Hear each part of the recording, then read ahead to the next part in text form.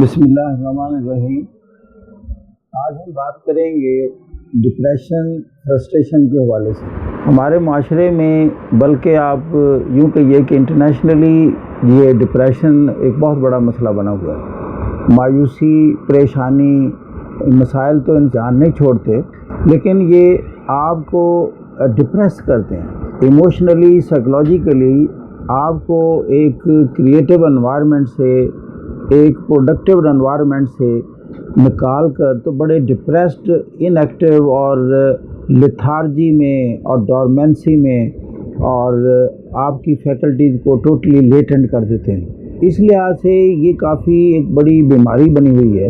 इतनी wide spread है और इतनी ज़्यादा है कि लोग बात समझते हैं कि इसका कोई हल नहीं है, और फिर अपनी कई सलाहियतों के साथ वो महरूम रहते हैं और उन सलाहियतों को यूटिलाइज़ भी नहीं कर पाते, और इसी तरह इस दुनिया से रुखसत हो जाते हैं। इसका ये ट्रेजिक जो चैप्टर है वो ये है कि जैसे कहते हैं ना कि दुनिया में सबसे ज़्यादा सलाहियतें और काबिलियतें और एबिलिटीज़ कहाँ होती, तो वो लोग कहते हैं जी वो ग्रेवयार्ड में होती।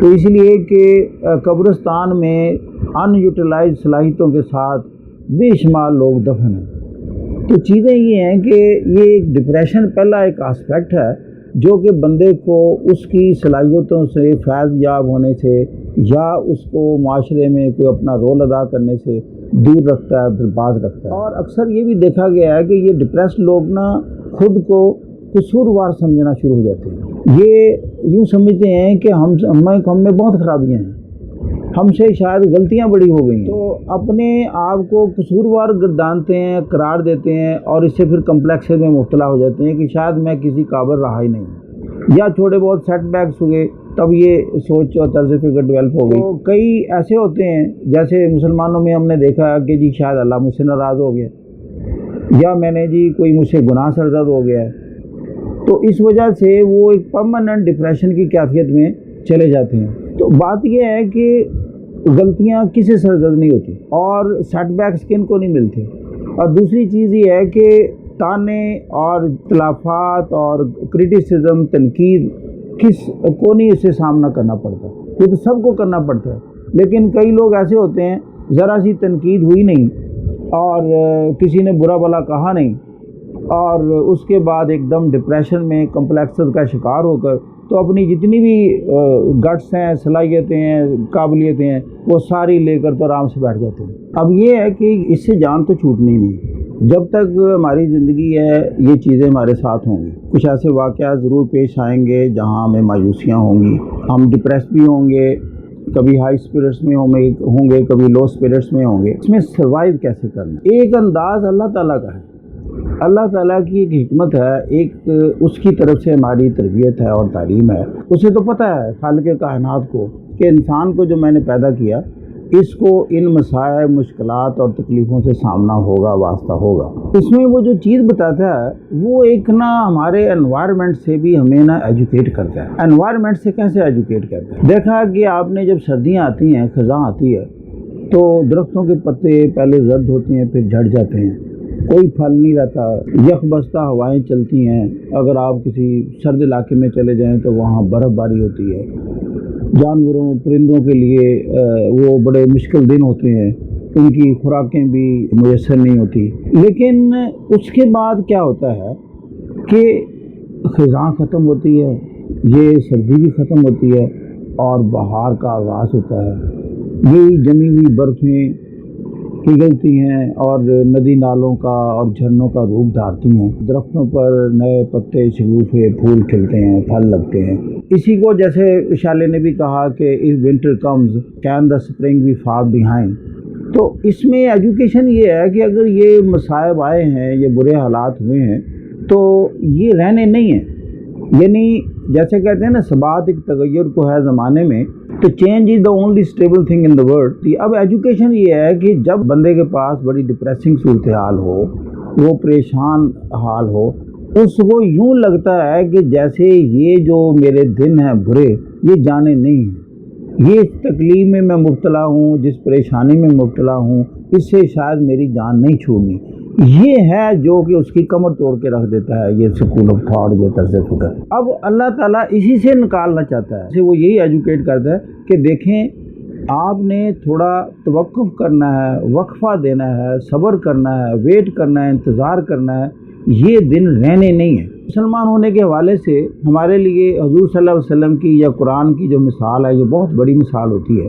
اسی کیفیت سے ہمارے حضور بھی دو چار ہوئے۔ ان کا مکی زندگی میں ایک دور آیا جس میں وہ بہت پریشان ہوئے، ان کے زندگی کے حالات بڑے خراب ہو گئے، اور جیسے وہ شیب ابی طالب کا دور تھا 2 سال کا، جب حضرت ختیجہ کا بھی انتقال ہو جاتا ہے۔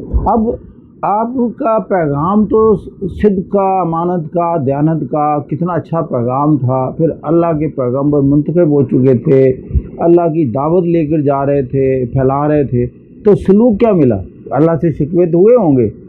وہ اس لیے میں کہتا ہوں کہ جو سورہ یہ سورہ الضحیٰ، اس کی شان نزول یہی ہے، اس سورہ سے پتہ چلتا ہے کہ آپ کی اس وقت ذہنی کیفیت کیا تھی، یہ سورہ بتاتی ہے۔ ابھی میں اس کے کچھ آپ کے سامنے آیات پیش کرتا ہوں کہ وَالضُّحَىٰ وَاللَّيْلِ اِذَا سَجَىٰ مَا وَدَّعَكَ رَبُّكَ وَمَا قَلَىٰ۔ اللہ تعالیٰ قسم کھاتا ہے، دیکھیں اللہ بھی قسم کھاتا ہے۔ قسم اس چیز کی کھائی جاتی ہے جس سے کسی کو کوئی انکار نہ ہو، جس کی صداقت اور صحت کے بارے میں کوئی سوال نہ ہو سکے۔ تو قسم اللہ کیا کھاتا ہے؟ اللہ قسم کھاتا ہے کہ میں اس روز روشن کی قسم کھاتا ہوں، اس دن کی جو اس وقت آپ کے سامنے ہے، اور میں اس کے بعد چھا جانے والی رات کی بھی قسم کھاتا ہوں کہ آپ کے یہ دن رہنے نہیں ہیں۔ جیسے یہ صبح رات میں تبدیل ہوتی ہے اور رات صبح میں تبدیل ہوتی ہے، اسی طریقے سے یہ جو تنگی کے دن ہے انہوں نے فراخی میں بدلنا ہے۔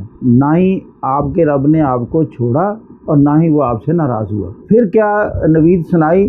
بے شک آپ کے آنے والا وقت پہلے سے بہتر ہے، اور آپ کا رب ان قریب آپ کو اتنا عطا کرے گا کہ آپ راضی ہو جائیں گے۔ اس کے ساتھ ثبوت فراہم کیے کہ آپ کو یتیم نہیں پایا اور پھر ٹھکانہ فراہم نہیں کیا، یعنی جب آپ دنیا میں پیدا ہوئے تو آپ کے والد بھی انتقال کر چکے تھے، پھر آپ ابھی چند سال کے تھے تو ماں کا بھی انتقال ہو گیا، تو اس بے سہارگی کی عالم میں آپ کو بچپن ملا، اور اس کے بعد اللہ فرماتے ہیں کہ دیکھو میں نے پھر آپ کا ٹھکانہ فراہم نہیں کیا، کہ آپ کو پالنے کے لیے پورے انتظامات کیے، کہ آپ کو پہلے دادا نے پالا، پھر آپ کے چچا آپ کو لے گئے، تو آپ کو جوانی تک آپ پہنچے ہیں۔ اچھا، اب یہ ثبوت کے طور پر چیزیں پیش ہو رہی ہیں، لیکن 3 چیزوں کا وعدہ لیا آپ سے کہ آپ نہ یہ سارے کام ہو جائیں گے، 3 کام ضرور کرتے رہیے، اور یہی میں سمجھتا ہوں ہم سب کے لیے ہدایت ہے۔ اگر ہم اس سچویشن یا اس برے حالات یا پریشان کن حالات سے جان چھڑانا چاہتے ہیں تو ہمیں بھی ان 3 چیزوں کا خیال کرنا چاہیے۔ وہ 3 چیزیں کیا ہیں؟ پہلی چیز کہ کسی بھی یتیم پر سختی نہ کرنا، ایک بات۔ اب دیکھیں یعنی سودا سمجھیں کیا ہو رہا ہے کہ کسی یتیم پر سختی نہیں کرنا، اور سائل اور مانگنے والا اس کو جھڑکنا نہیں ہے آپ نے، 2 باتیں۔ اور تیسری بات یہ کہ اللہ نے جو آپ کو نعمتیں دی ہوئی ہیں نا، ان کا ذکر کرتے رہنا ہے، گویا کہ گریٹیچیوڈ کی کیفیت میں بھی رہنا ہے، کیونکہ ہم جب پریشان ہوتے ہیں نا تو ہم دیکھتے ہیں کہ جو کچھ اللہ نے اب تک ہمیں عطا کیا اس کا کبھی ذکر نہیں کرتے، بلکہ بزرگ تو یہ کہتے ہیں جب اللہ سے دعا بھی مانگنی ہو تو سب سے پہلے تو اس کی عطا کردہ نعمتوں کا ذکر کرو۔ اگر اس نے آپ کو صحت دی ہوئی ہے، کم از کم مثال کے طور پر آپ بے روزگار ہی ہیں کہ جی آپ صرف روزگار کے لیے اللہ سے دعا مانگنے لگے، تو پہلے اس کو یہ تو اکنالج کرو کہ اللہ میاں میں آپ کا شکر گزار ہوں کہ آپ نے مجھے صحت دی، مجھے جوان کیا، اور مجھے تعلیم دی، اور میں اس سطح پر پہنچا، تو اب یہ ہے کہ مجھے روزگار چاہیے، تو اس میں میری مدد فرمائیں، کرم کریں اور مجھے یہ چیز عطا کریں۔